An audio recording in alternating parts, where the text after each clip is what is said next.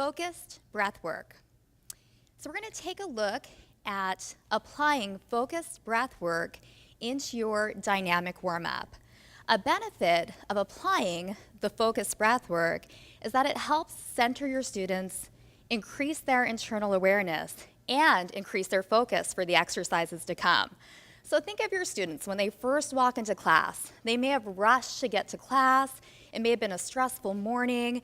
Maybe they're thinking about all the things that they have to do after class, because we know our older adults, they may be retired, but it doesn't mean that they're sitting around not busy. So including this focused breath work into your warm-up will really help calm their minds, calm their bodies, and get them into kind of a reset state where they're focused on their health and wellness for the circuit exercises to come. So we're going to start with our first progression, which is seated for our deconditioned participants or our students who are just returning to exercise. So we're going to have them take a seat in their chair. Now, most likely, if we think about our students that need the seated exercise, they're not going to come into class and sit upright with perfect posture. Most likely, they're going to take their TV position and be a little bit slouched or like they're knitting or reading their books. So it's super important for proper breath work to get them into the proper kinetic chain lineup. So you want their chest up, shoulders soft, chin tucked back, thumbs forward. And from here, they're going to be able to take a deep diaphragmatic breath. Right here, it's a shallow breath. So from here, when they take that deep breath all the way deep into their belly, they're actually going to activate their diaphragm. And I want you to remember the diaphragm is a muscle. And like any muscle, we need to work it. So you have your students upright, they're sitting tall, they're just, kind of settling in, excited for their workout. And you want to cue them to take a deep breath all the way deep into their belly, and then a full exhale. So again, cueing them just to take a deep breath all the way into their belly, feeling their ribs and their chest expand, and then a nice full exhale. And it's amazing after a few breaths how that will center your students. To increase the mind-body connection, you can start to add in some slight movement. So adding in just a little arm movement, so the thumbs are up, which creates a lot of opening in the shoulder. We always want to keep a lot of open space in the shoulder for our students that have had impingement or any shoulder injuries. So with the thumbs up, you can have them inhale, just reach up gently to where it feels good for their shoulders, and then exhale down. So we're getting a little shoulder mobility as we focus in on the breath. We can also come to the side, again, being aware about space in the shoulder joint, taking pinky to pinky, palm to palm, inhaling up and exhaling down. Now you're going to notice I'm keeping a smaller range of motion because most likely for this group, we want to keep it about at shoulder level or down.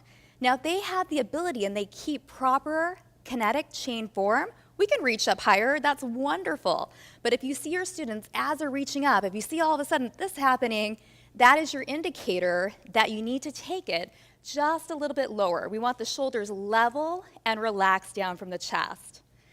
So moving on to the next progression, which is our light standing support, we're gonna come up, your students are by the side, or they can be completely behind the chair, whichever they're most comfortable.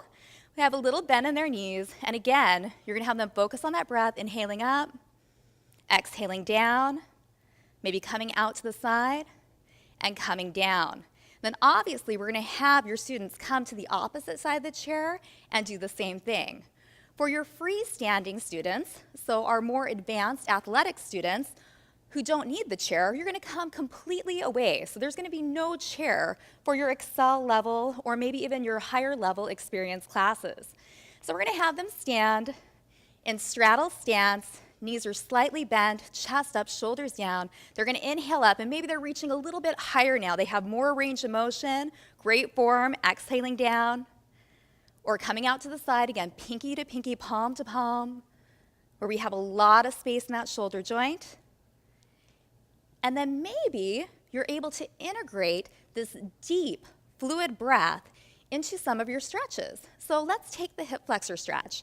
So your Excel students freestanding, they're up on the toe, they drop back, the hip is forward, hands by the side, and we're gonna have them inhale up, exhale down, and then maybe they step together and take a big breath in, pinky to pinky, palm to palm.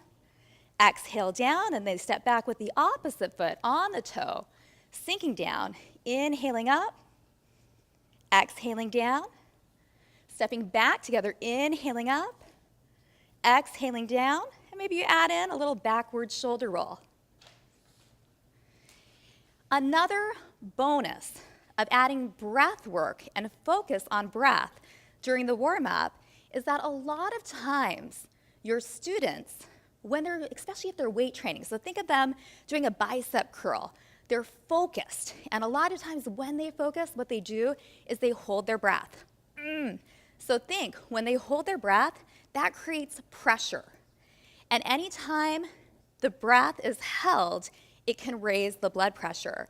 So during the warm-up, it's a great time to introduce this breath work and to educate your students that breathing is so incredibly important throughout the entire workout. So you can use this dynamic, deep, focused breath in the warm-up or any time that you need to have your students reset. And that's focused breath work.